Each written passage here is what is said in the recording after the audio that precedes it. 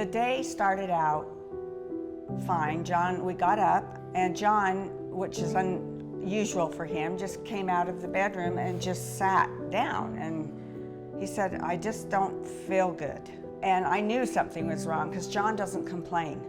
And I said, "Well, I think we should probably go to the ER."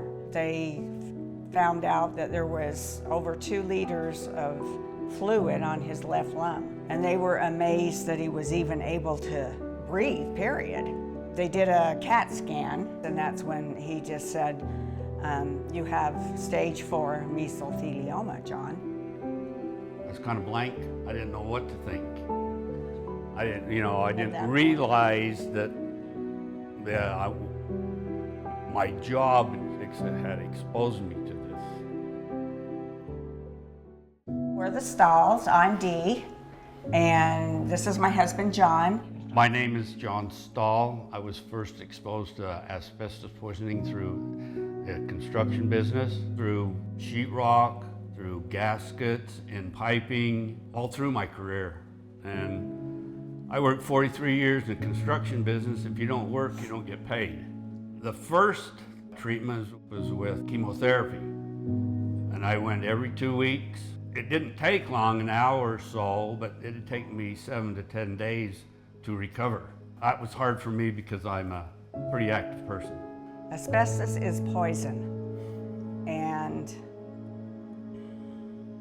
it's a prescription for death.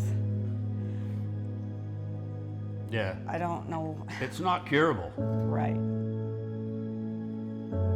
Well, when I did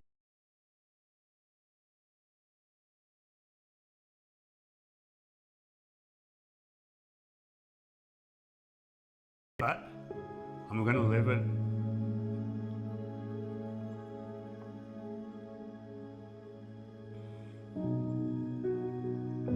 As well as I can. It made me mad and sad, and to think that these manufacturers could continue, knowing that there was asbestos that could hurt people, continued to make these products for how many years? Years and years. And look what it's done to the love of my life. You know, it's heartbreaking. After we got over the shock of the diagnosis and slept on it that night, the next morning, I said to John, "I'm going to call Sokolove Law, the company that I saw on the TV."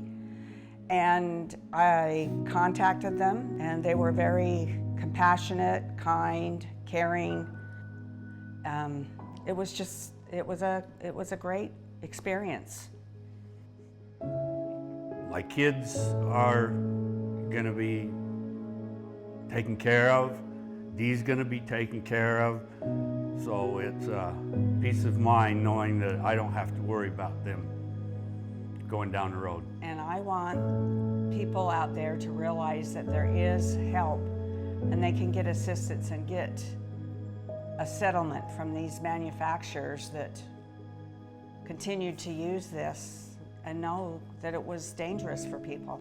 We filed a Mesothelioma lawsuit to hold the companies accountable.